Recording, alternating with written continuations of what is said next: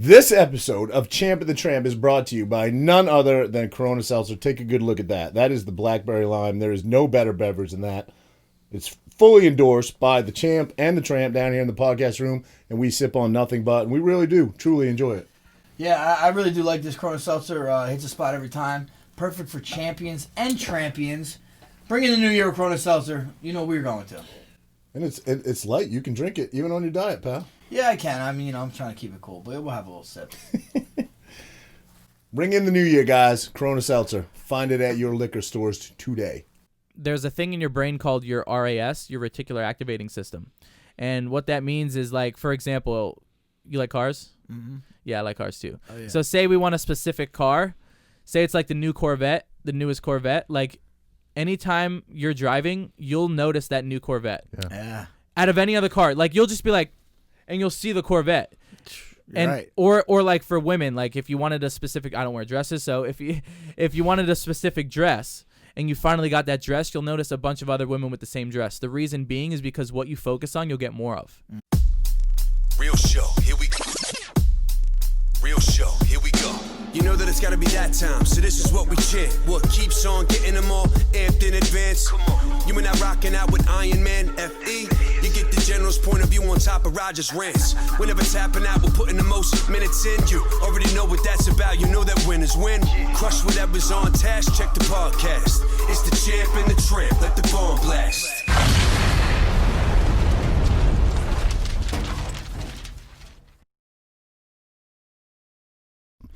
What's up, everybody? Welcome back to Champ and the Tramp. I'm sitting here with my man, Frankie Edgar, as always, and we have Nick Santonastasso. Yeah. Did I get it right? Good. I got it right. So come on, man. and his girlfriend, Cami, in.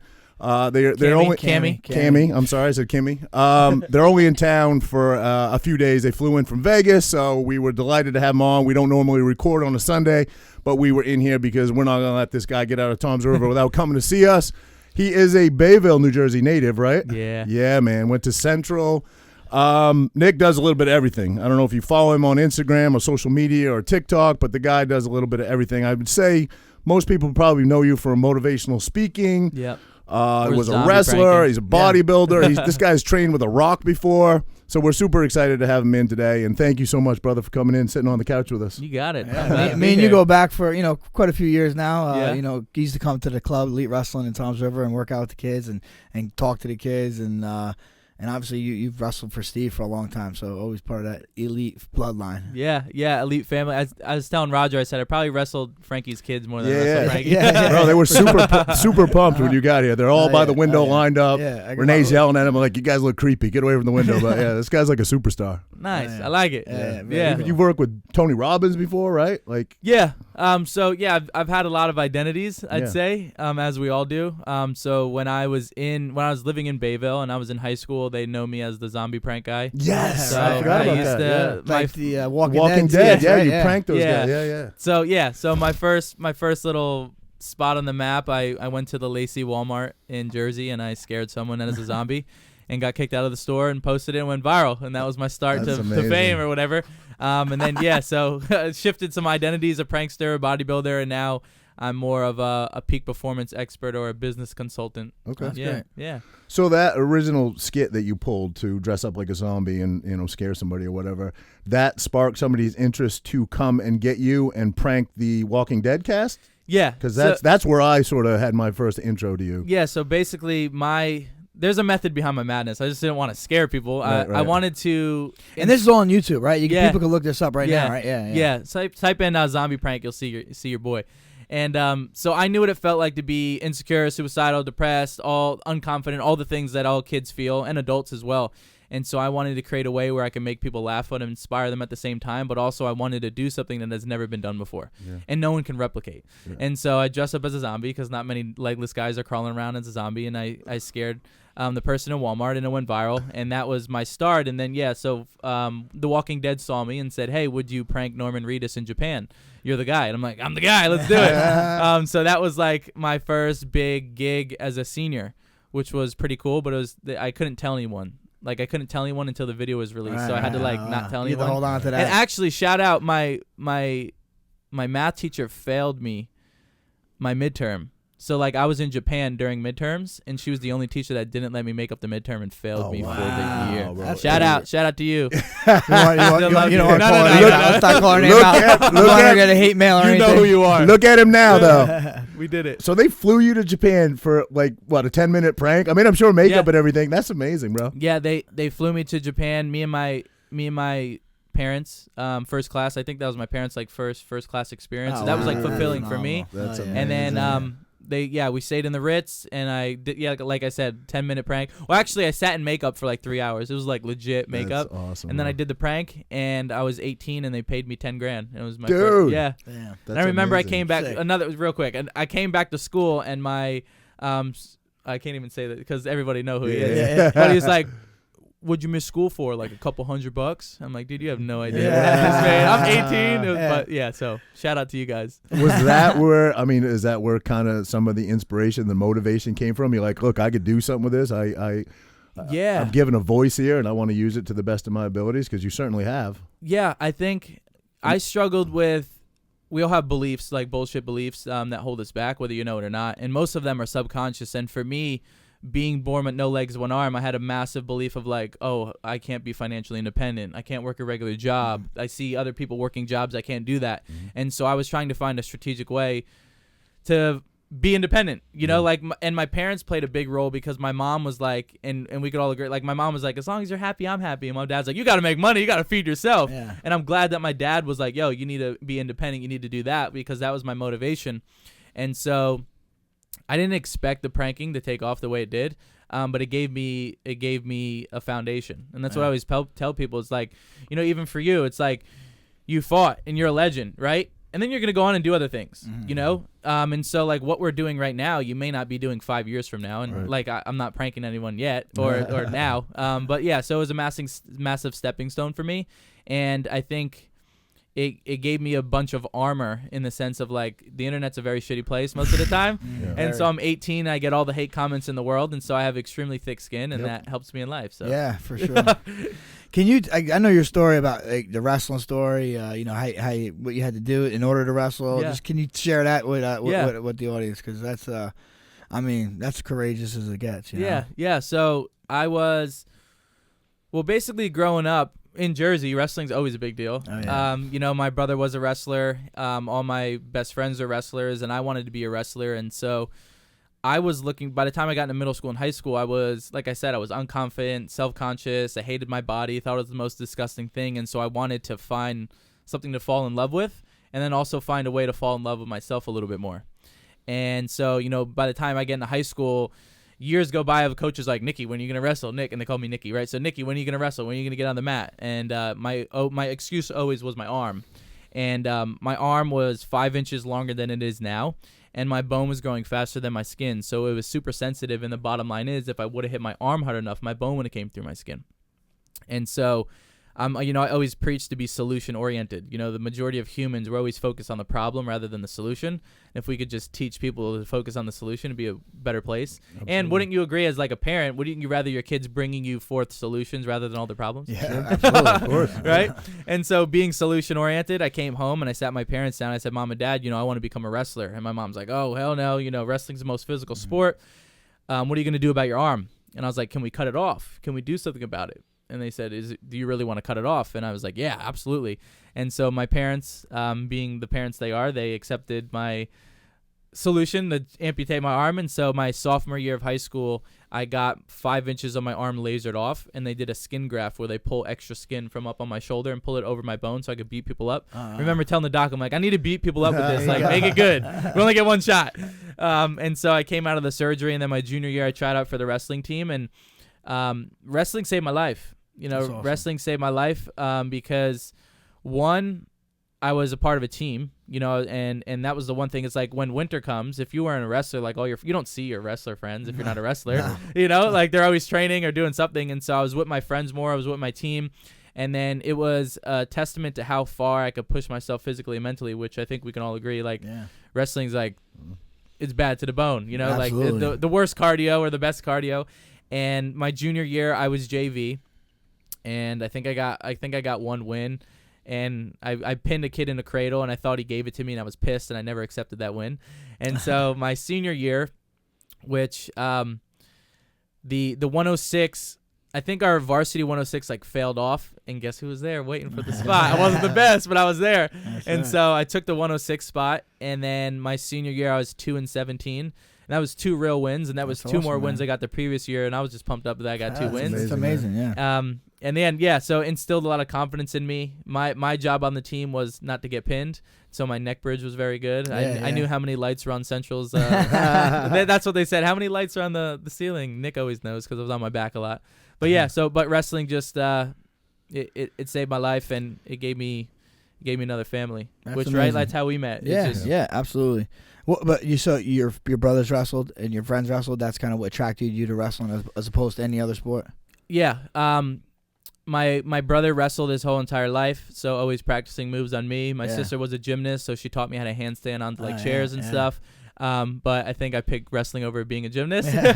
So yeah. There's maybe you're familiar, Nick. There's a wrestler, Zion Clark, I believe is the name. Yeah, pretty he's inspirational guy. Yeah. But so I watched the documentary about him, and it was really amazing. Your story is better. I feel like you have some more limitations than he has, and your story is Zion. If you're seeing this, you're great too, brother. I think they need to make a documentary about you. Is what I'm saying. Yeah. What's interesting? So Zion, he has no legs, and he has both his hands, and he can grip. And I think we can agree in wrestling, like if you have a good grip, like Anthony Robles, right? Yeah, like dude, one leg, but he walks around on crutches, and his tilt game is just disgusting because his grip strength.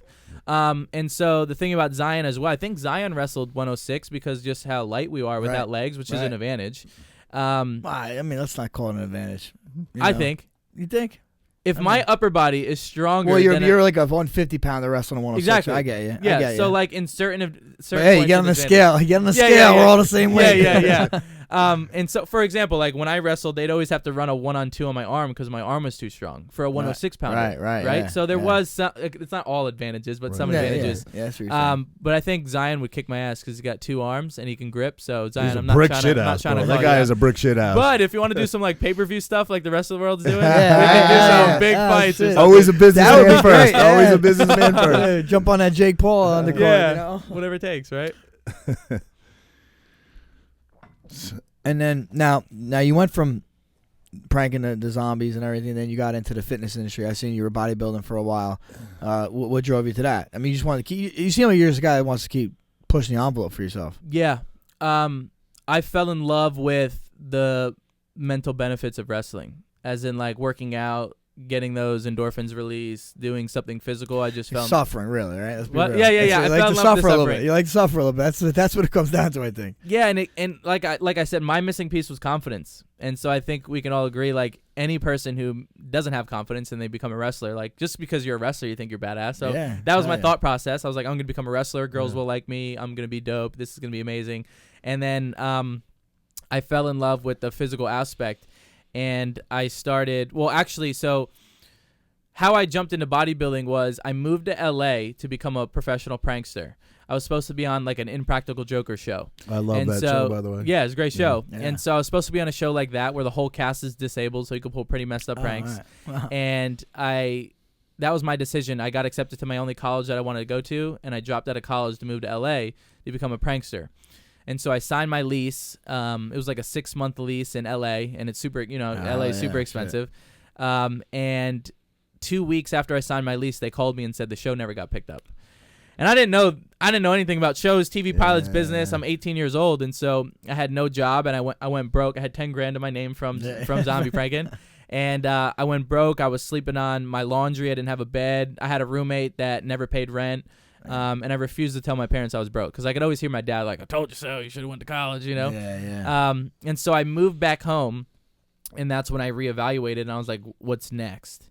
And I analyzed the fitness industry, and I said, one, I never seen a guy with no legs, one arm bodybuild. So if I do it, people will catch on. And second, you can't buy a fit body. So no one could take that away from me. So like my whole life I've heard, well, of course you could do, of course they put you on that stage. You have no legs, one arm. Or of course, they always try to underplay me. And so if I'm shredded, you can't underplay me because we had to work for that. You earned it. Yeah. And then third, I knew that I could monetize it because I'd be a walking, hopping billboard. Yeah. And so I'm like, oh, maybe I could be independent, make some money on my own. And so I moved back to Jersey into my parents' basement, which every kid wants to do. And I recalibrated, right? Found a different plan, got clear on what I wanted, and I started bodybuilding. But what was tough was I was pitching my parents on this bodybuilding fitness industry, but I can't transform my body overnight, you know? And so it takes time. It takes time. Well, I wasn't a bodybuilder to go to a bodybuilder. I saw the pictures you posted as a youth, and you were little chubby. I love it. I'm Italian, bro. We love food. Hell yeah. Fair to say. Yeah, so I was a chunky kid, and so I was just going to the gym every day, finding knowledge, figuring out ways that I can move my body and contract the muscles. And then I got connected with a mentor in Tampa, and he was like, hey, you want to come visit my facility in Tampa for a couple days? And I flew to Tampa. I'm like, oh my God, this weather's amazing. I don't have to like wear a shirt ever. Like the weather is great, and people are more inclined to be in shape, I feel like, if it's in a nicer environment. I don't know. And so I moved to Tampa. And that was absolutely you got your clothes off more. You know you're forced. You're forced to like be in shape. And so I moved to Tampa, and that's when I moved to Tampa, I did something extreme, which was commit to a bodybuilding show. Yeah. Right. So I'm always trying to, like you said, push the envelope, but like commit. I followed your journey. Yeah, and I put it out on social media because it was another form of accountability. Yeah. And so I was like, a lot of you follow me for pranks, but I'm going to bodybuild, and I know it doesn't make sense to you, but it will make sense in a couple years, and I'm going to compete before 2017 was over. And I also knew that if I did a prep, people would follow it, right, such as yourself. Right. And so I found my buddy, who's my best friend now, Cody, and I said, will you teach me or train me for 12 weeks for this bodybuilding show? And he said, absolutely. I did 12 weeks of training. That's where I met The Rock. 10 weeks into my prep, I met The Rock in Vegas. We can go into that story as well. And then I competed in my show in Tampa, and I took third against able-bodied guys because I came out shredded. I was like 5 to 6% body fat. Amazing, and the show got rescheduled like twice because of a hurricane, so a lot of competitors like shit out on their diet or fell off, so I had a little bit of an advantage. I kept going. Is key. Yeah, and so I came out and I competed, and that got a lot of attention. And then I was like, okay. I remember you tagged your location there when you were in Tampa, and I was like, I'm so intrigued by where this guy's working out. I like zoomed in on it, and then I Googled it, and I was that into your journey, man. Nice, so it was thanks. cool, bro. Well, it worked. Proof of concept. Right. Talk about The Rock, man. Everybody wants to know how you met The Rock. Yeah. So, Mr. Olympia. Mr. Olympia is like the biggest bodybuilding expo, and they do it in Vegas. He hosted that, correct? No. However they framed it, yeah. But he showed up. He was there. He showed up, yeah. And so I did a 12-week prep, and I was 10 weeks into my prep, and I flew out to Vegas for Mr. Olympia. And because I had built a following in bodybuilding, and I wanted to see the supporters. And I'm a big believer in moments of being guided, and also there's a thing in your brain called your RAS, your reticular activating system. And what that means is, like, for example, you like cars? Mm-hmm. Yeah, I like cars too. Oh, yeah. So say we want a specific car. Say it's like the new Corvette, the newest Corvette. Like, anytime you're driving, you'll notice that new Corvette. Yeah. Out of any other car. Like, you'll just be like, and you'll see the Corvette. And right. or like for women, like if you wanted a specific, I don't wear dresses, so if you wanted a specific dress, and you finally got that dress, you'll notice a bunch of other women with the same dress. The reason being is because what you focus on, you'll get more of. That's why the rich get rich and the poor get poorer. That's why. Yeah. Go ahead. I swear, when this is like when I bought the first house on Offa Bay, we redid the roof. We got a timberline roof, and they stand out. Yo, for like 4 months, I'm driving around noticing every single timberline roof in the neighborhood. I'm like, gee, I couldn't stop noticing. But you're right. Yeah. Wow. Yeah. So your brain. That's the same thing. Like where you're driving in your car and you go down the wrong exit, or you take your exit without even, like, you're talking, it's just autopilot. And so, like, what you focus on expands. And so, for example, like, that's why a lot of people are full of anxiety and stress right now, because all they focus on is the media. Yeah, exactly. And what they don't know is that the media is designed to put you in a fearful state. Yep. And when you're in a fearful state, your immune system drops. Correct. How convenient. That's correct. That's correct. Right? Yeah. Right. What was I even talking about with focus? Just jam, man. Really, the floor is yours. There's no. Oh, The Rock. Yeah. So moments of being guided. And so when we're clear on what we want or who we want to meet or what we want to achieve, you'll find the networks, the opportunities, and the resources to get there because you're focused on it. Yeah. But would you agree if your focus is off, you might miss an opportunity because you're focused on the bullshit. No question. Right? Yeah. And so The Rock, I knew I wanted to meet him. And so the expo was Friday, Saturday, and Sunday. I went Friday, I went Saturday, and Sunday I decided to chill. I still needed to get a lift in. There's a famous gym in Vegas. I think it's shut down, unfortunately, but there's a gym called City Athletic Club, and it's famous because the lighting makes you look better than what you look like. It's really great. Yeah, it's great. And so Roger, you fucking jump over that one, bud. Well, let me know when you get back there. I'll fly out, take some pics together. Yeah. Take a pic for the year, the whole year. You'll be set. And so I show up to this gym, and everybody's like crowded in the gym. And my buddy comes up to me, he goes, "Dude, The Rock is upstairs." I'm like, "That's badass. Can I still lift though? I need to get my lift on." And so I climb up the stairs, and long and behold, there's Dwayne, and he's surrounded by like 4 guys in suits. I'm like, "Holy shit, this is really The Rock." And wait, 4 guys in suits that are just like security? Yeah. Really? Yeah. Wow. And even though he's bigger than I was all gonna the say, security can you guys- imagine Yeah, The Rock needing security? Yeah. And so what was funny is I had like blown him up with tweets everywhere of bodybuilding videos. So he already knew who I was. And so I said to my friends, I'm like, "Listen, I stick out. If he sees me, he'll know who I am. Let's just test his character a little bit." And so about 40, like at one point he was like curling next to me. We were paying each other no mind.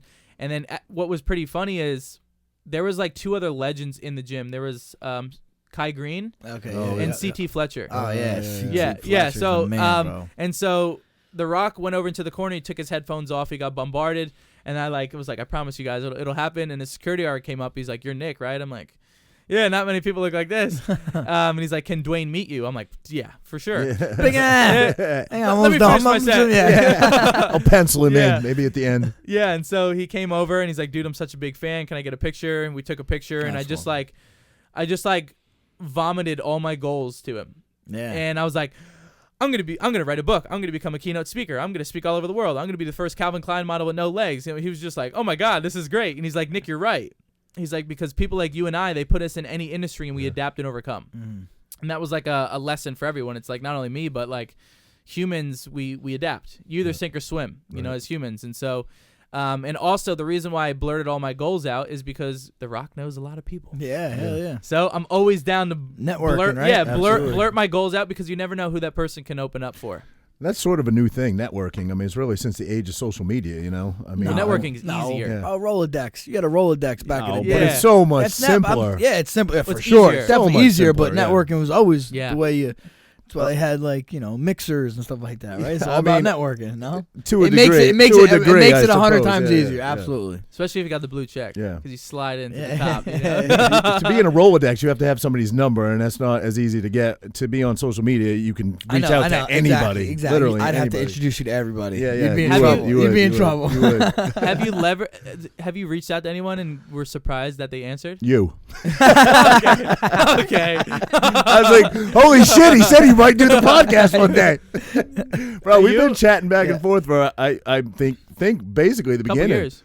Yeah, well, no, chatting back and forth for a couple years because I was such a fan of yours. But about the podcast, I've been trying to get this guy on for a forever. while, but yeah. it's not Right. easy when he lives in Vegas. But I knew at some point you were coming home. So Yeah. I was like, and you mentioned Christmas. So Yeah. I kind of hounded this guy the last few days. But he's Made here. it And, happen. yeah, thank you, brother. What Well, if I didn't hound you, it wasn't going to happen. So Yeah. What about you? Have you reached out to anyone and were surprised that they responded?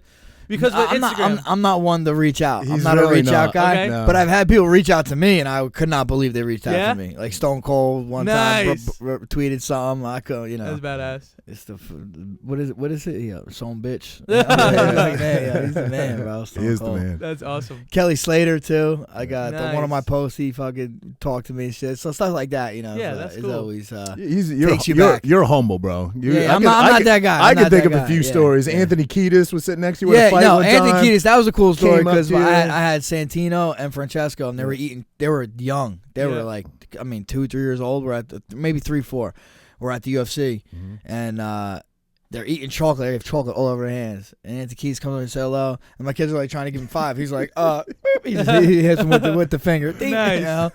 So, but he was cool. Yeah, I met some really good people. I mean, honestly, you hear such bad stuff about people, but I don't really have any bad stuff about like experience I had with celebrities or especially Probably athletes. scared of you. Well, no.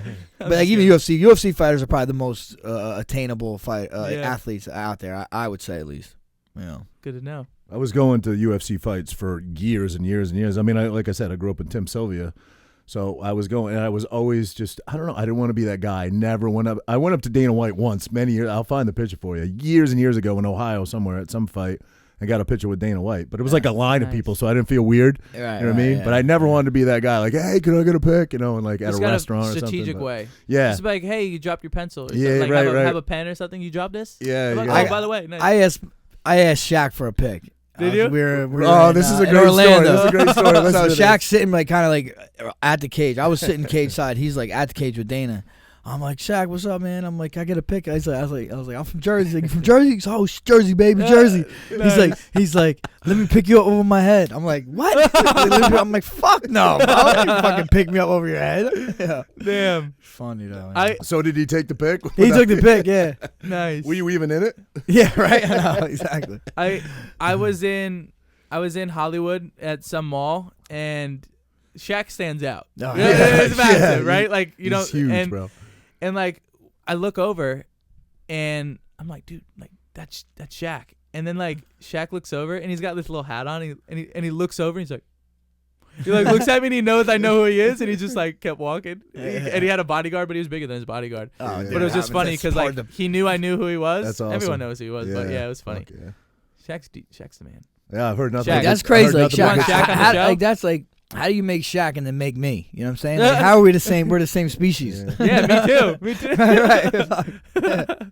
Wow. That's funny.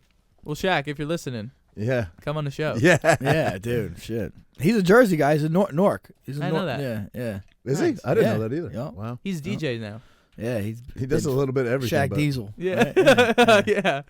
I feel like I see the He's guy. great. He's got a great personality. He does a ton of commercials, bro. Yeah, ton he of kills commercials. It. He kills it. Icy hot. Yeah. I know it's icy hot commercial. Yeah, you know that one? Yeah. The No, man. now he's got Papa John's, right? He pretty much owns like a steak Does he? of Papa John's. He or talked something. about the first $1 million he made. I guess when he first signed his first deal or whatever, he made $1 million. And he went out. He's like, I always just wanted a Mercedes Benz. So I went out. I bought a $150,000 Mercedes Benz, and I came home and I was showing my parents. My dad's like, "Where's mine?" And he's like, "Yeah, you know what? I mean, this guy made me, gave me the opportunity." So we went out and bought another one. And then he came home, and his mom said, "Well, where's mine?" So he went back out. His mom didn't get the Damn. exact same one, but he's like, half my money was spent right there. And then when you figure in taxes and everything, he's like, I spent $1 million. He's like, I wish somebody had told me how to handle money early on. You know what I Well, mean? it looks like it turned out okay. Yeah, for him. yeah. Yeah, he's good.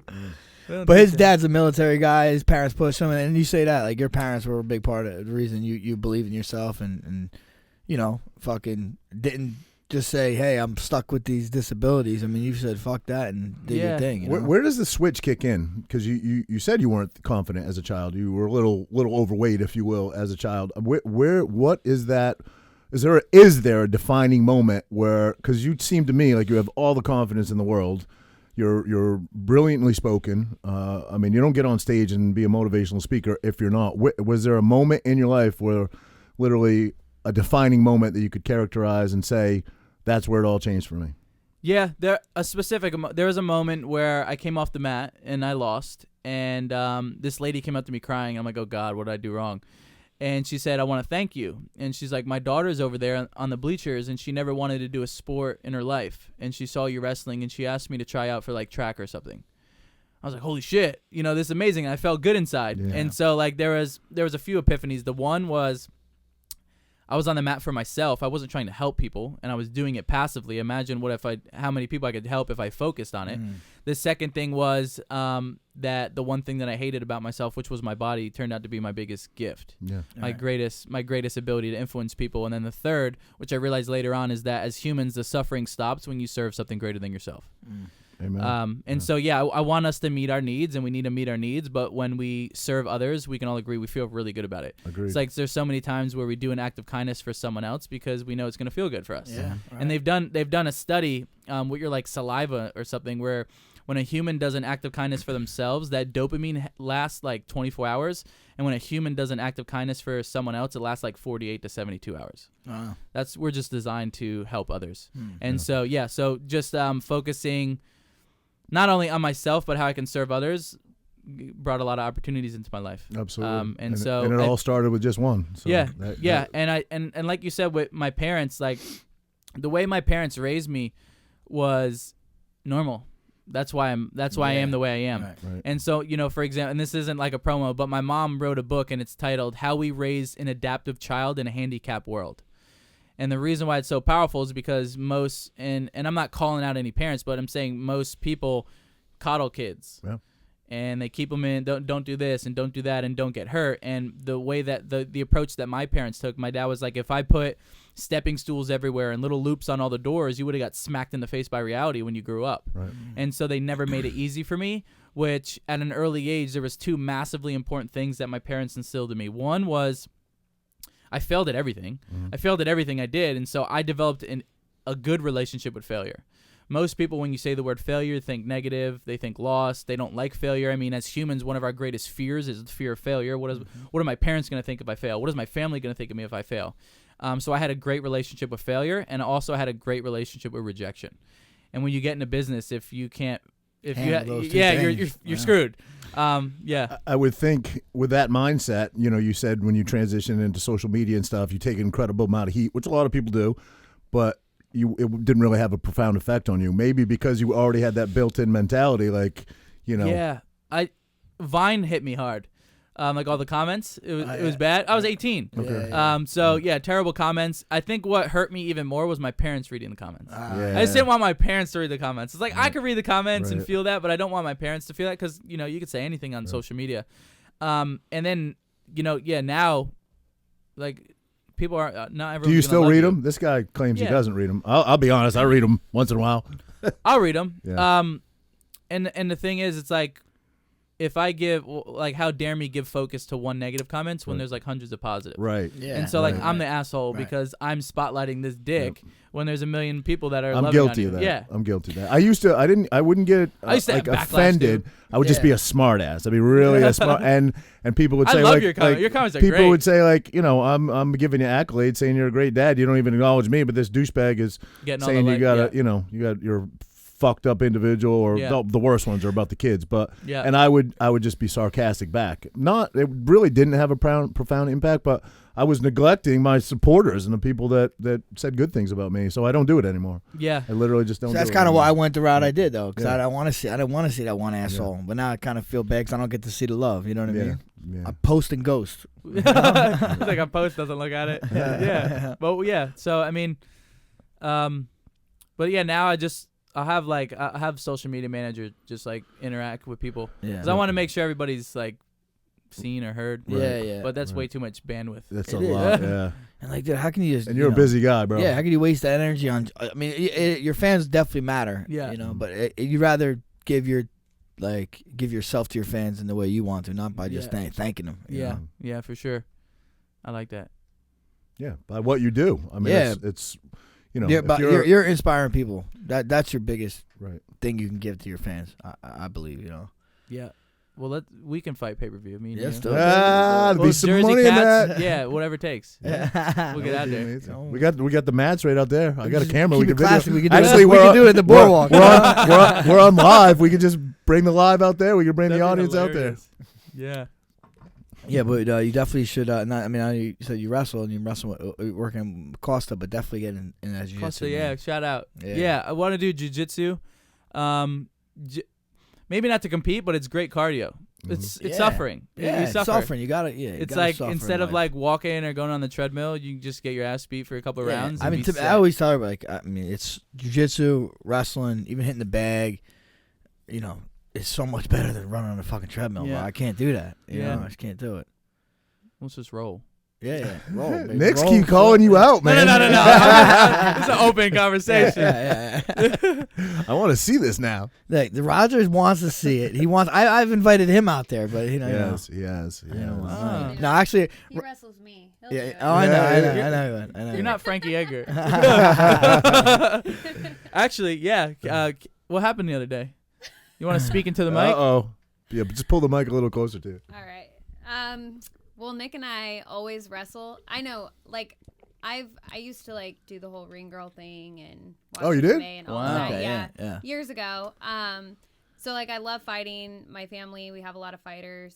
My brother did MMA, but he has like a floating rib, so they kicked him out. He couldn't do it anymore. But anyways, Nick and I always roll around. I don't know anything about like self-defense for myself, but I just go at it. Yeah. I feel like I'm pretty good for not knowing what I'm doing. But Nick and I were wrestling the other day, and what did I say? I don't know, but I had you in a headlock. He had me in a That's good. headlock, and I yelled at him. I said, "Nick, no!" You- and he There's no like timeout or stop in wrestling, right? Okay. he bangs my head on the ground, busted the Christmas Eve, Oh, busted my lip open and my chin, so Oh, I was like shit. bleeding. Yeah, you So- won't do it again. And I'm like Got one no of those mercy. people who like I won't tap out. Like I'll just. So how did that end? I'm the youngest. How did that end? I had to tap out. Yeah. You needed a tissue, yeah. It's a first for everything, right? right. You know? Exactly. Give me some. But I'm like, game. I'm the youngest in my family, so like. So you've been clawing I'm all always, your whole like- life. Yeah. Yeah. That's awesome. So Yeah. I never back down. But yeah, so we're like same weight, like weight class. Yeah, so yeah, that's yeah, nice. perfect. Okay. So I think All right. Costa, if we wrestle, if we do jujitsu, like we could be like rolling partners. That's There you go. awesome. Good. I There you wanna go. do Yeah, that. yeah. You Yeah. should. I You would That love it. You guys would interesting. love it. I You just guys want her to be able to kick some ass. Yeah, for especially sure. in Vegas. Honestly, you you get love your it. gun. It's life changing. You know, it really Well, is. my brother used to always like roll around with me and wrestle me, so Yeah. like I think that's why like I come at him first. Yeah. I'm not allowed. Oh, now we know. Ah. So you So, just defend yourself. How did man. you guys meet? This is an interesting You go story. ahead. Pull the mic closer. You go ahead. She DM'd me on Oh. Instagram. Oh, Okay. she's creeping in Uh, them DMs. Yeah. No, so basically, she's she's like, she competed in nationals for bodybuilding and stuff, and so she had seen me through fitness and was like, oh, this guy's like inspirational, so followed me, and then I had like a quote going around, like the biggest disability is a bad mindset, and she had screenshotted it before she even knew who I was, and then I got a message from her, I don't know when, well, over 2 years ago, and it was like, oh, like, I really love what you're putting out. I just replied, like, thanks. Like, I didn't look at the profile, I didn't look at anything, I just replied, thanks. And then I think a couple weeks later, she replied hard eyes to a story of me, like, smiling on a boat. And I was like, oh, this girl messaged me before. She's persistent. So I clicked I clicked on her profile. I'm like, oh, I should probably reply to this. And so I replied. I was like, I've been waiting for you on the boat. And so I was witty, spit some game. And then what? Yeah, so it was when the Instagram story things first became a thing. Like, they're just Oh, popping right, up yeah, one yeah. after the other on your phone. So, like, I didn't even know that was the person I had texted or wrote saying, oh, hey, like, you're super inspirational. Because all that popped up was his face. And I was, like, driving home from Arizona, and I looked down, and all of a sudden all these stories are just going one after the other. And I was like, his face popped up, and I was like, oh. So I clicked back, and I was like, I never usually reply. But I was like, oh, what do I got to lose? I'm single, like, whatever. So I sent him heart eyes. And he's like, so he decided to be, you know, flirty and smart. And he's like, I was waiting for you. I was like, oh, this guy's clever. Okay. I was like, let's play. So I was like, oh, well, I never got my invite. So we started talking back and forth. And then he's like, we should FaceTime. So I was like, okay, cool. So he's like, okay, tomorrow, this time, whatever. So I'm a girl, obviously, like, I do my makeup, I drink some wine, I'm a little nervous. The prep. And the prep. And he doesn't call. Oh. Yeah. Oh. Yeah. So I was He like- just look at me. Whoops. So I was like, okay, whatever. Like, this guy, fine. So I just let it go. And then he texts me the next day at like late in the afternoon and is like, I fell asleep. I'm so sorry. Blah, blah, blah. He's I like, really let's- did fall asleep. Let's FaceTime. Yeah, I know that now because you sleep all the time. He's like, yeah, it wasn't lying. Yeah, he Sleep's wasn't important. lying. Sleep's important. Yeah, exactly. He's like, let's FaceTime tonight. So we ended up FaceTiming. And we FaceTimed for like 3-4 hours, and I hate talking on the phone. Same. I just don't like it. I'm not the a big worst. texter. I don't like talking on No. the phone. Like, I'm very personable, But like, I know. my phone's just, like I got hate things to talking on do. the phone, and it is like the most personal way to communicate with Right. technology. You know what I Yeah, mean? I text, and it's horrible. But anyway, go ahead. Right, exactly. So it was just like really good communication, which I feel like you don't get that a lot anymore. It's very superficial conversations with most people, and so it was really nice. So we were just talking, and then he had a speaking engagement in South Lake Tahoe. So I was in California at the time, in San Diego. So he's like, "Do you want to go?" So you can go ahead with the rest. I just told the client that they need to fly my assistant in, Yes, genius. and so they got her ticket. So wait, but now she's your assistant, though. Yeah. I see what you're doing. Yeah. Well, I didn't lie. I was in a wheelchair. I needed someone to push me around. Why not make it hot blonde? And so I'm like, yeah. So this is my assistant. Here's all my information. I got her the ticket, and then we met in Tahoe, and then we've been together ever since. It's been almost 2 years. Oh, that's awesome. So you were That's living very in cool. Cali at the time. Where were you living? Florida. Florida. Florida. Yeah. Yeah. So we had a 3-hour difference. Okay. And we did long distance for like a year. And I think that was trying to feel her, because I never had a girl. I never committed to a girl. She was the only girl I committed to. And so her loyalty, which I think is rare. I think like cheating and all, like it's very common. It's just like, I'm fucking around. Yep. It's like, what are you doing? So her loyalty was one of the most attractive characteristics. And then she was working dentistry for 10 years, and she moved. So I moved to Vegas. I moved the company to Vegas, and I'm like, listen, you're living paycheck to paycheck in San Diego. If you land the same job in Vegas, you have a way better quality of life, way more money. Right. She's like, I'll only move to Vegas if I land the best job. And she landed the best job, which does like McGregor's teeth or Ronda Rousey's teeth, like cool. there. And so we moved to Vegas. She moves, and she's like, my passion is still like helping women with health and fitness.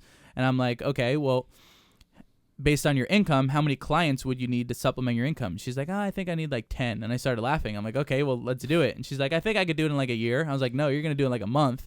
I'll guide you. I got all the business experience. And so while she was working full time, she released her program, supplemented her income. And then she quit her job, her dream job, to go in all in her business. And her first like real day of being an entrepreneur, she made like $4,000 and made $10,000 that month. And now she's just a self-sufficient entrepreneur. Now you don't need me anymore. You can just do your thing. So now we live in Vegas, and I love Vegas, and I plan on buying a house in like 6 to 8 months, based on what's going on in the world. Yeah, right. Good for you, brother. Now we're Nick and Cam. There you go. You go, girl. That's cool. Very cool. But yeah, don't make me headlock you anymore. Okay. I'll still come at you. So you just got into the fitness industry through your brothers being athletes and stuff like that? Honestly, no. I have a pretty long backstory, but long story short, in high school, I was a cheerleader. I competed, traveled for cheerleading, and I had made like the All-American, which is like the best of the best. I was supposed to go to London, work with choreographers all over the world because I was also a dancer.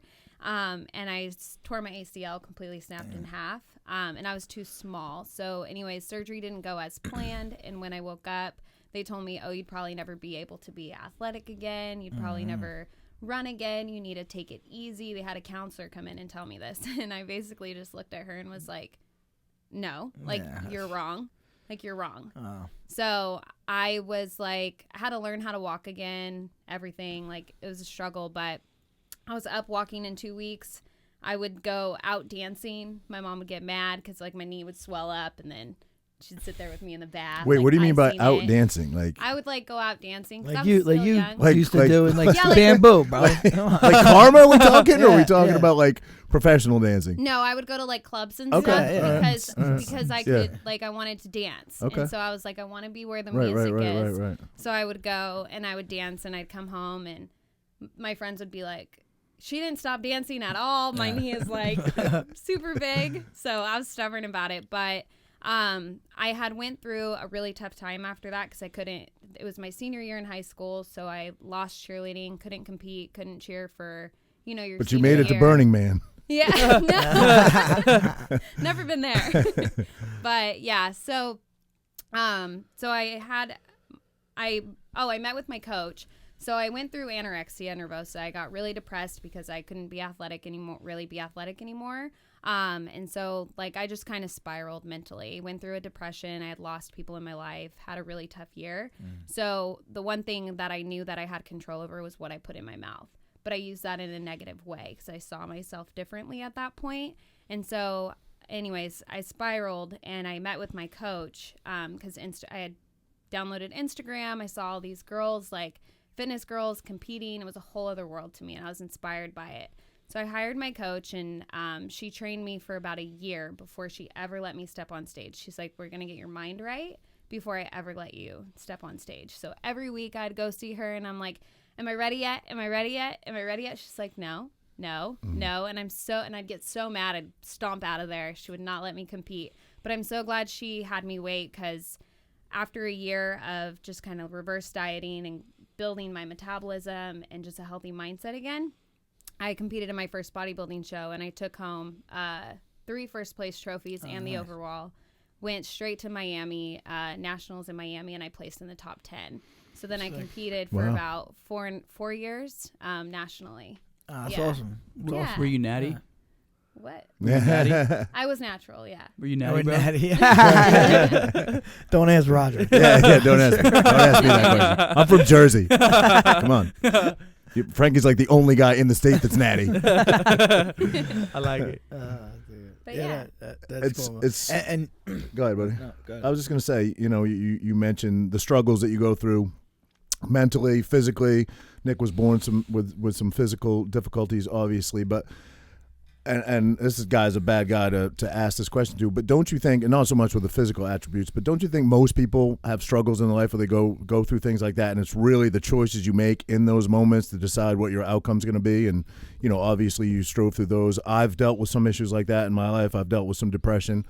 And, we've sat down here and jammed about it a few times, and it's like a foreign mentality to this guy because he's so headstrong, you know what I mean? It's like, I don't. Well, no, I think it's always the mindset, but I mean, some situations are a lot dire than others. My point is, but if it's always the mindset that gets you out of it, right? Yeah, no, that's my point. That I think most people at some point in their life, they have to strive through some adversity. Yeah, for sure. And you really, it's the fork in the road where it's critical which way you choose, and you're so inspiring with your motivational speaking that, positivity is the way out of that. You know what I mean? To stay in that negative mindset, you're just going to get trolled down more, And yeah, dude. Like literally, the equation is focus equals an emotion, emotion equals an action, and action leads to results.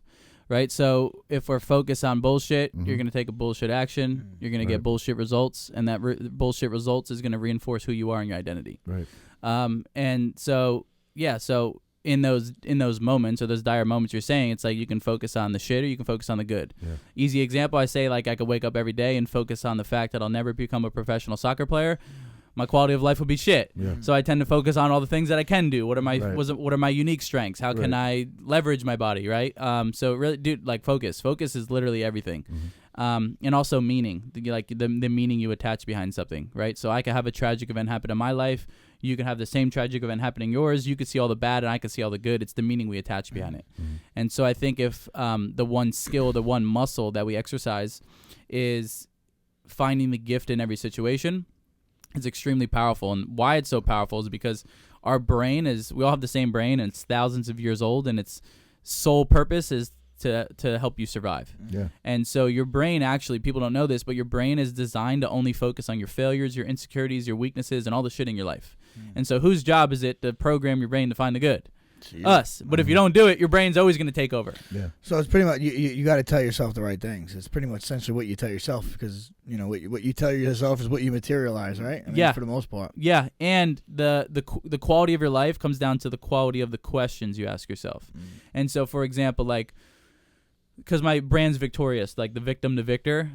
So if someone fails and they fall down or they get rejected or they lose a fight or something, most people would be like, what did I do wrong? Why is this happening to me?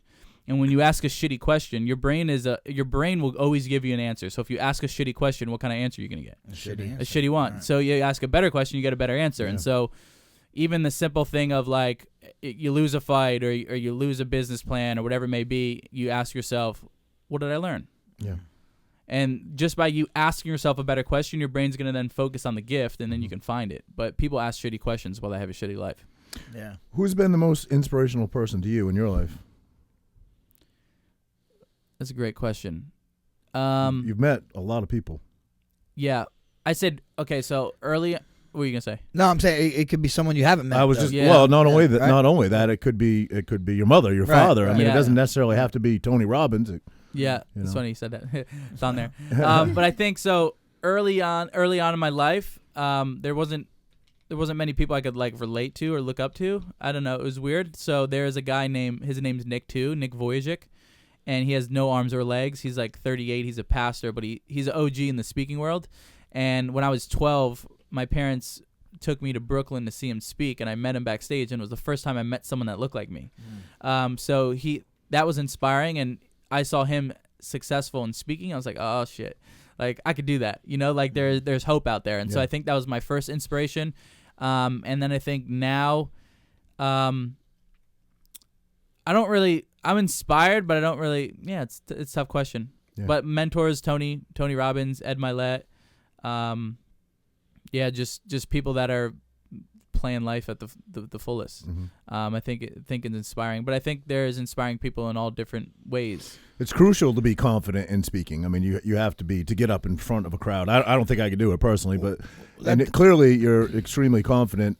Do you remember the first time you ever did like a motivational speech? Actually, I was. That's kind of leads into the question I was going to ask him because I remember him pretty much doing his motivational. Yeah, it was speech terrible. to our guys. It wasn't I think very it might have good. been to our wrestling guys. Yeah, you know what I mean? yeah. It might have been one of the first ones Yeah. or early in your career. And I mean, you gave your heart. It was great. The kids loved it. You know what I Yeah. mean? And I could tell that you had a future in it. But you've definitely, obviously, are much more polished. Yeah. Did you work at it, or just come with doing more motivational speeches? I've done the Jets. I've done Rutgers football team twice. I've done some Fortune 500 companies, and I think I stink at it compared to you. Honestly, you know what I mean? Well, you fight. yeah. Right. At the time, right? Right. It's a muscle. Yeah. So I think my first one was at Elite, one of the first ones speaking to the kids, Wow. which was pretty great, and it's on YouTube. I think it's terrible. Well, now it's compared to what I am. I look back at myself. The odds of that, though, that your first. My question is, I Yeah. didn't know that. Yeah. and it was And with it's- Frankie. yeah, it's That's on pretty, YouTube. Yeah, that's Yeah. pretty amazing. And so, like, I did some volunteer stuff, and then when I moved to Florida, and one of the first weeks I had a buddy who was like, hey, I'm having a little mastermind. It's like 8 or 9 entrepreneurs. Just meet some people. You never know who you meet. And so I go to this mastermind, and everybody's sharing their story, and they're like, well, what's your story? And I'm like, you got a long time? I got a long story. Yeah. And so I started sharing my story, and at the end, there was this Russian kid, and he's like, one day you're going to be on stage with Tony Robbins. I'm like, who's Tony Robbins? Had no idea who Tony Robbins was, 20-year-old kid. Fast forward, I started the company with that Russian guy, and now he's like my brother. Wow. That's And fun. yeah, and so how I learned to answer the question is I just threw myself out on the stage. At first, I was bigger than what I was. Like that's how I had to land gigs. No one knew who I was. I was young. I had no business experience. But it's just the way we pitch and package myself. Yeah. And so it was like muscle, just exercising the muscle, going on there, tweaking. And also what's really important is not only surrounding myself with people that like hype me up, but surrounding myself with people that will shoot me straight and be like, that wasn't good. Yeah. You need to do this. Because if you always surround yourself with people that are blowing smoke up your ass, Yes, man. never gonna. Yeah, exactly. And so every time I come off the stage, analyze it. What can I do better? Never-ending improvement. And now what you see now is 3.5, 4 years of speaking 50 to 80 times a year. Yeah. So I exercise the muscle a little bit. Right. And like I said, speaking with Tony and being on a tour with Tony, I mean, he's the best in the world. And so just I'm a student of the game always. So I'm always analyzing and taking and tweaking, and so now I'm just bad at it. You really are, man. Yeah, absolutely. Like you said, after every performance, whether it be on a wrestle mat or a speech, You do the same go thing. back, you tweak it, and Yeah. you work on it. So yeah, Right? Watching film. That's the way to approach it, right? Yeah. Go You're- in and even in fighting too, it's like you watch your opponent's film. Right. Right? Yeah. Before them. And so like I go to Tony events and people are paying thousands of dollars, and I'm watching him and he's teaching me, but I'm also analyzing, why does he raise his hand? Yeah. Why does he do this? Why does he go to the left? Why does he go to I'm like diving deep, and that's what's so powerful about anything you do in life. It's like if we took a kid that had no fighting experience and I said, you're going to learn from Frankie, he's going to learn way faster than a kid who's trying to learn on his own. Why? Because success leaves clues, and he has a lot of success. And that's the same thing. And so I'm always down I to like that. Success leaves clues. I like that. I've never heard that before. So I'm always down to invest and pay money for people to condense their knowledge from decades into years, right? And so people would pay you to condense the fighting journey into years for them rather than your whole life you did it, right? And so for those that are starting off, whether it's fighting, speaking, OnlyFans, whatever it may be, find someone who's successful and model them. What are they doing right? What are they doing wrong? Right. And then just follow it. You don't have to reinvent the wheel. You just have to make it What did I smoother. hear someone say? Like experience is the best thing to learn from, right? Except sometimes it may be better to learn from someone else's experience. Yeah, someone who has successful experience and not successul experience. Or maybe it was a negative experience. Maybe we'll stay away from that. Yeah, exactly. Yeah. And so that's just that's why I've had so much success so fast is because I model the best. Yeah, for sure. I'm not trying to reinvent the wheel. Right, I'm just going to the best. And what are you doing right? I'm doing more of that. What are you doing wrong? I'm not going to do that. I agree, but you are naturally good at it. Even like that first one, and you know why is I think you're speaking from your heart. You know, this is no bullshit. Yeah. You believe this stuff, Yeah. and you're living it. You're living what you're preaching. You know, I think. I'm sure Tony Robbins lives it too, you know, but I'm sure there's a lot of charlatans out there. Yeah, agreed. And I think the guys that are most genuine and have the most passion about it are the ones that are gonna really influence people the most. I think you're doing that. Thanks. If you have a good personal story to tell, which clearly you do, I think it conveys itself well to the masses, and you know that's something you really can't get wrong. You know your story better than anybody. It's hard. There's really no wrong way to tell it. You know. So, yeah, like you said, speak from the heart is Yeah. really important because fear of public speaking is massive. Yeah. It's like one of the biggest fears. Yeah, right? You all for remember sure. the first Yeah, time yeah. you presented Up in front of school. the class. I'd be like, I'm never doing this. I don't want a job right now. I'm fucking talking to 50 people or hundreds of people or thousands of people. Sometimes I'm like, dude, what am I doing? Yeah. How do I get myself into this? Yeah. Sometimes. Yeah, and so people ask, it's like, how do you deal with stage fright and stuff? And like, not even just speaking, but anything in life. If we're having anxiety or stress about something, it's most likely our lack of preparation. Yeah.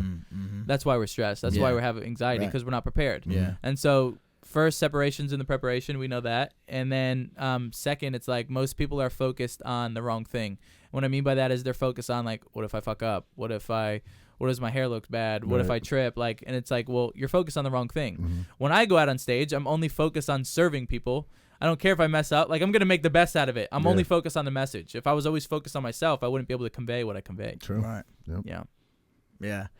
Those are. I mean, I'm learning. why- I feel like I'm learning. Is that why I'm Frankie- taking a class right now. Is that why Frankie can't pee in the urinal next to another guy because he's too worried about what the next guy's junk is? No one laughed at that, bro. No one laughed. That's a real thing. That's a real thing. People get stage fright. Hey, listen, pal. Maybe you do. Started throwing hands. I'd get stage fright if I was wearing no shoes too. Bro, you do have them on. You wear those every show now. I get my house shoes. You wear them bro. every show. I got my house shoes You on. should not man. be talking about shoes. I'm not your guest to talk about shoes. What's the end game for your company, Nick? Where do you want to take it? End game. I'd say my goal 2021 will break 7 figures, so over $1 million company. And then, like I said, like this is just a stepping stone for me. What people don't know about me is like one of my number one passions is like music and like singing. I didn't know that about you. And so. It was always my biggest, like 16, tried out for American Idol, didn't make it. No one even knows So it. Wait a minute, you did? sing. You Yeah, sing. yeah. You play instruments or anything? Yeah, so I played, so when I was in first grade, when I first moved to Jersey Shore, I played the drums, and what they did was they ace bandaged the sticks on my limbs, and at first I would just play like a drum set, and then the school bought me an electric drum set so I can sit on the pedals and operate the hi-hat and the bass drum. Oh, wow. And so I played a full set of drums, and I was really good. Wow, dude. Sick, And dude. so, I love music, and then I love singing, and then 16, tried out for American Idol, didn't make it, tried out for The Voice, didn't make it, and like my mentality, I was like, I'm gonna win American Idol and I don't have to go to school. It's gonna be amazing. And I didn't even get like past the first round. Hey, high goals. Always good to have high goals. You know? Yeah, and so I want to see that audition tape though. Yeah, I hope it's not out there. What'd you sing? I think it was Bruno Mars or some. I don't know what song. It was Bruno Mars though. Right on. Beautiful girl. Yeah. Here we go. Yeah, and so So kind of like kick that dream far away. And then this past year, I asked myself, I said, I want to do more, like I want to go back to my inner child. And I think as humans, you know, as we become adults, there's things you left in your childhood that really brought joy to you. Whether that was dancing, whether that was wrestling, knitting, chess. Like there's something that you did in your childhood that you no longer do in your adulthood. I don't know how many that kids you are should. knitting, but Yeah. Whatever, Never know, right? man. I've never been know. in Maine. I'm sure a bunch of them are.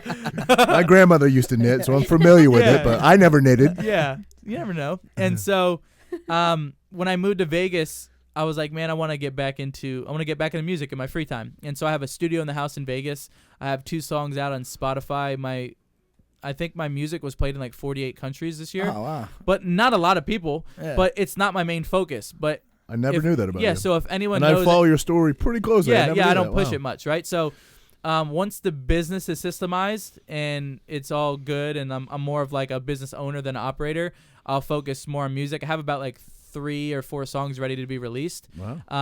And then like Norway was my top listeners this year. Like people in Norway just love my music, and I didn't even promote it. What would you call it? What genre is your music? I'm would like you say? pop, hip hop. Okay. Like you know, Tory Lanez. Or like just Okay. rap, Yeah. rap, singy. David Hasselhoff did some singing, and because he's German, right? He was Yeah. huge in Germany, Germany. like Really? huge, yeah, huge, but Yeah. nothing. Did like no numbers over here, Yeah, but well, like yeah, a that's rock strategic. star in Germany. So for example, like I toured China. Not that China is like a great topic right now, but I toured China. We might have to have you tested before you leave here. And like I'm massive in China, and so my goal would be to go tour in foreign places. Exactly what the Beatles did. No one in America, no one knew who the Beatles were until they toured Taiwan and Indonesia and all that, and then they came back and they were kings. And so I'm going to be strategic with my music and look at my analytics and say, which country's playing my music the most? I'll go tour there. And then they'll love me. I'll build raving fans. That'll trickle back in, and then I'll build a fan base of my music in America. But I got the business side of things. Didn't know that. That's awesome. Cool. And you know, when I'm passionate about something, it always works. Yeah. There you go. I love it. Are you still training? Still bodybuilding? Yeah. I'm eating a lot right now. Yeah. So yeah, Bulking so season? she's my coach. So she cook. I'm pretty spoiled. She cooks all my food, does my macros and my training as well. And so I've been on a splurge of eating everything for past like 8 days, and Just then crushing calories. New year, new me. Yeah. I've made a new batch of cookies every day, and yesterday was the first day I didn't put them all on one plate because before I'm not even done cleaning up the kitchen. Yeah. And I come over and they're gone. And I'm like, Nick's got them all in his mouth, and I'm like, A chubby I kid coming didn't back even out. I'm channeling get it. a bite. He's like, I'm so sorry. Yeah. You know the cookies, the Pillsbury, with the little trees on it, a snowman. The sugar cookies. Oh, yeah. Yeah. They man. go way back. That's your jam right there? Yeah. That's your weakness? Yeah. And So ice cream. good. Yeah. Ice cream, I'm in yeah. camp, man. I couldn't cheat at all yesterday, the third day before, man. That's all right. Hey, I'll do it happens, for you. happens. I'll Yeah, eat exactly. extra. There you go. Sounds good. February 6th, right? February 6th, yo. February Yo. 6th. That's exciting. In Vegas, actually. I mean, no fans and stuff, but in Vegas. Yeah. Can I but dress when- up as a ref or something? Yeah, Get me in? yeah. Bro, once fans come back, 100%, All right. we'll get you at, All right. at a show. I want to go train there Yeah, too. dude. Hell yeah, I'll be out there. Well, I'll be out there then, but I go out there and train at the PI and stuff. Okay. Yeah, I would love to have you come. We gotta hook up. You'll for come sure. out earlier than February 6th, right? February 6th, I'll come out Like I'll fight Saturday. I'll come out that Sunday probably. Okay. But if I can't, that's always a tough week. But after, I'll definitely be out. Like I said, Okay. my manager lives out there. I gotta hook you Okay. up with him too. Let's do it. You're extremely world traveled. I follow you. You just mentioned China. I saw you did a photo shoot. I swear you were in like Antarctica one time. I hit you up. I was like, "Where are you at?" But of all the places you've been, what is the one that? Not the one. You can name number Yeah. if you want. But what are some of the places that stand out? Yeah, Tokyo. Tokyo. Tokyo's yeah. amazing. I think I stayed at that Ritz that you stayed at too. Yeah, badass. It's like one of the tallest buildings in Yeah. Tokyo. I'm not right? quite Yeah. there Yeah. yet, guys. But maybe maybe one day I'll get to stay in that Ritz. I didn't pay for it. It was the Yeah, me UFC. neither, bro. me So, neither. you know Give what I'm me saying? some. Hell yeah. We were definitely not paying for it. Hell no. But yeah, the reason why Tokyo is one, it's extremely clean. Yeah, it unbelievably. You can clean. eat off the Really? eat off the The yeah. subway. Wow. Yeah. Subway's fucking. It's cleaner than his room. Yeah. You know? And and Well, the people are that's not extremely everywhere respectful. in China, obviously. That's not because- China. No, Tokyo's Japan, not Japan. China. Oh, sorry. You got to worry about Big it. difference. Geography's not a big geography guy. Big You difference. said China a minute ago. Sorry. We're setting you up. We're setting you up. But yeah, Tokyo. Not only is it clean, but the people are extremely respectful. They are. They Yeah, ahead, it was. yeah. I mean, it was the one place like where people wouldn't stare at me. Oh, really? And I get it. I guess I stick out, but like no one stared at me. And in the sense like you can drop your wallet and it'll be there, or it'll be in the lost and found with all your money and all your stuff. Really? Yeah. Yeah. And that's why when there was the power plant thing happened over there, they didn't have to worry about looting because they just don't do it. Yeah, no. It's just not right. So, America, wake up. Honestly, yeah, Japan, but Singapore too. Like you can Ooh, leave yeah. your wallet, and you'll come back 3 hours later. It'll be right there on that fucking park bench. Because in Singapore it's a little different now. They'll chop your hand off. You just want to chop your hand off. Exactly. Yeah. I'm definitely not going there. You can't even chew gum. You in can't chew. Singapore, They don't right, sell on the gum street? in Singapore. They Yeah, don't sell it's it. like illegal. because Yeah. spitting it out on the Yeah. ground? Yeah. Yeah. Wow. They're Yeah. the world's cleanest, right? Like the Yeah. Honestly, Japan was cleaner to me. Really? Yeah, I it really love was. Japan. Japan was Okay. cleaner to me. You know, I think there's a lot of Chinese people in Singapore. I see. Yeah, there is. Yeah, yeah. And then Hawaii. I love Hawaii. Hawaii's beautiful. That's yeah. definitely on my Yeah. bucket list. Haven't Yeah. been. Oh, we Haven't gotta been. go to Yeah. Hawaii. It's a hell of a flight out there, though, right? Yeah. What is it? 13 hours or something? Well, from 10, Vegas not is a little 10? better. Oh, no, Yeah, yeah, Yeah. True, So come to Vegas, true. hang out, and then we'll go to True, Hawaii. Yeah, true. that's the way to do it. But yeah. Australia is definitely on my. You ever been there? I've been to Australia. Have you? I did with Tony. That's on yeah. my bucket list. It was alright. Yeah. Sorry, Australia. Really? Where in Australia? Sydney Sydney, probably, right? or Melbourne? Yeah, Melbourne. Melbourne. I think. Yeah. It just felt like Florida.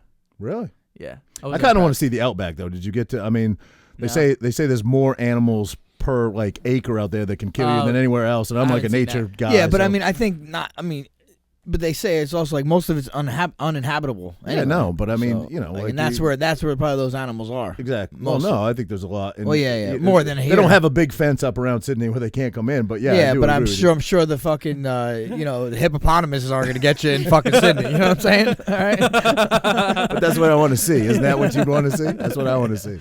I want to do a safari, but in Australia. Yeah. Oh yeah, Australia. And then Alaska. When you Yeah. missed me, I was in Alaska. Now, when you went to Alaska, was it like more day or more night, or was it normal? It was normal. Okay. It was in the winter, but it got dark early.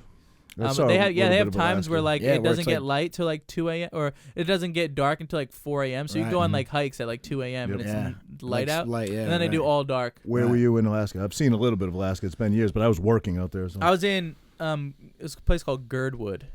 They call it Girdweed. There was like one dispensary there, and it was just like it's a very small town. No one really knows what it is. But there's a famous ski resort there called Alyeska. Okay. So we went there, and then the other I just took my dad to Alaska to Cordova for a salmon fishing Cordova. trip. Yeah, that's yeah. cool. It was pretty cool. That's amazing. Yeah. So yeah, I want house in Vegas, a house in like Colorado for snowboarding, and a house in Hawaii, and I'm good. Yeah. Hey, me Amazing, too. bro. Yeah. Me too. Yeah. Yeah. Colorado's dope. Hawaii's dope. Yeah, for sure. I'm For in. sure. Yeah. So where can our audience follow you and look you up and all that stuff? Yeah. My last name's really long. Yeah, so I if you type in- fucked it up. Yeah. So if you type in Nick Santo, anywhere, I'm the guy with no legs, one arm with a lot of tattoos. There's not many of me running around. Facebook, Instagram, YouTube, LinkedIn. I don't have an OnlyFans, so none of that. Maybe one day. One day, never There know. you go. Who knows? If I go broke, That's you big know what money I'll right be there. at. That's guaranteed money. But yeah, so they can find me all over LinkedIn, all that stuff at Nick Santonastasso. But type in Santo because Awesome. you have Yeah. a better shot. And you have any events coming up in the future? I know Corona kind of put a hindrance on everybody, but Just find me in Vegas. yeah, Yeah. Just reach out to me if you want me to come burn it down somewhere. let's go. But in 2021. So what about like what is 20? I know you're a goal driven dude. You're inspirational. What is 2021 looking for you? Yeah.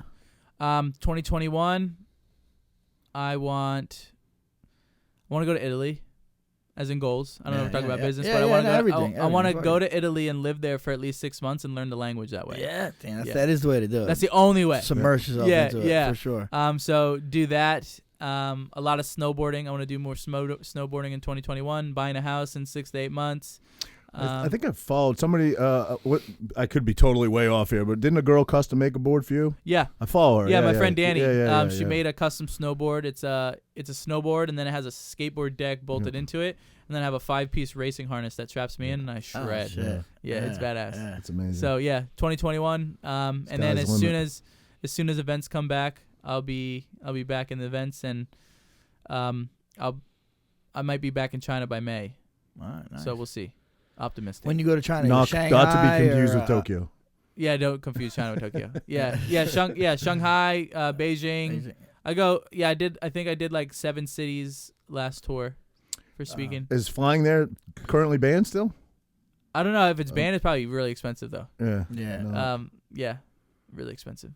But first class, Right they on. put me in, so I lay down in my bed. Yeah. That's the only way to go. Yeah, bro. it's a struggle. What airline do you fly? I It's like flew Kuwait first or class something. with Virgin one time. Yeah. I mean, I've done first class a bunch of times, not so much now, but Such a big baller. Virgin, Such a baller. Virgin was the best. Yeah. By far, yeah. For Well, first one day class, we'll get on Virgin, like yeah, bro, I did it. Emirates. I did one. Yeah. Oh, dude, it was No, the the flight. best is Emirates. Yeah. It's Yeah, like a hotel yeah, in the Emirates, sky. yeah, Dude. yeah. I took a shower on a plane, bro. That's badass. They're like, "You want to take a shower?" I'm like, "Fuck yeah!" You know what I'm saying? A shower on a plane? Who said he did that? Yeah, that's like Dubai. I haven't been to Dubai. Yeah, Dubai. I fought in Abu Dhabi, so Yeah, I got to go to Dubai. that's So that was badass. pretty Yeah. cool. Bahrain too was out there. I've been out there a couple times. Yeah, that's on my Yeah, list. Yeah. So yeah, just traveling when I can, and then skyrocketing the business and releasing some music. Awesome. Snowboarding. Yeah. I look learned forward- an look interesting forward to it. fact about you today that I did not know. I did not know that you Yeah. sang, man. That's Yeah. amazing. Well, Now I'm gonna go home and check I'll that send you shit the out. link. Yeah, send it Yeah, to me. swipe up. Well, Nick, Cami, how about where can people follow you? You can find me on Instagram or Facebook. You can either find me on Nick's page or it's just Cam, K-A-M, Renee, R-E-N-E-E, Fit. That's my wife's name. Renee. Yeah. Spelled the same way. Do you do like online coaching or? Yeah, I do Online all coaching. online fitness coaching, Okay. nutrition plans. I think Roger's looking for a Yeah, meal but- plan. I got you. Hit me up. Yeah, and you coach.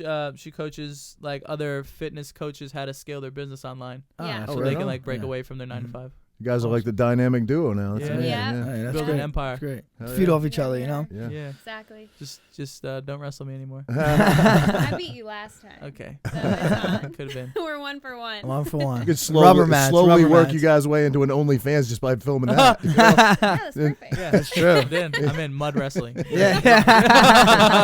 Oh, God. This is great. This is a great ending. Tommy Lee and Pam opened that up for a lot of people. Yeah. If you want the mud wrestling OnlyFans, swipe up or it'll be in the show description. Yeah. All right, guys. Well, hey, thanks for coming on, and I hope they get you on, in the future and tell Much them all respect, your yeah, future man. endeavors too. 'cause Sorry I'm for sure- sorry for hounding you so hard in your DMs, but you're here, bro, and I so much appreciate both of you. So Hey, thank you hey, for look how coming. that DM experience ended Yeah. up. You know what I Yeah, mean? You yeah, never yeah, know. hey, Send some hey, hard eyes. yeah. I'll get on your podcast. Awesome. All right, guys. Appreciate you, Everybody, man, great episode. Thanks Later. for tuning in. Nick. Champ of the Tramp. Out. And before you leave, Nick, got to sign the board, brother. I'm in. Let's do it.